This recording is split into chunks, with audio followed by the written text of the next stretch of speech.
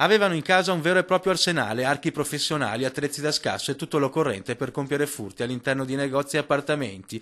10.000 euro di refurtiva tra iPad e occhiali da sole da vista. A finire nel mirino della squadra mobile di Treviso due giovani, un moldavo di 22 anni e un russo di 29, che avevano nascosto la refurtiva nella loro casa di via Ragazzi del 99 a Mogliano Veneto. La polizia, dopo 20 giorni di appostamenti, ha fatto irruzione nell'appartamento e ha fermato i due residenti. Quello che è importante di questa operazione è aver individuato e quindi tolto dalla strada altri due ladri d'appartamento che si erano resi sicuramente responsabili di numerosi furti. All'interno dell'abitazione gli agenti della mobile hanno rinvenuto anche dei tirapugni e dei pugnali. Persone dalla personalità violenta giravano con delle armi o degli oggetti atti a offendere, quindi pronti anche a reagire, insomma due persone che sono state individuate anche come irregolari sul territorio nazionale. L'indagine era partita il 20 settembre, quando una volante della questura aveva fermato il più giovane dei due stranieri e aveva trovato nella sua auto dei cacciavite e un piede di porco. La squadra volanti aveva individuato uno di loro una ventina di giorni fa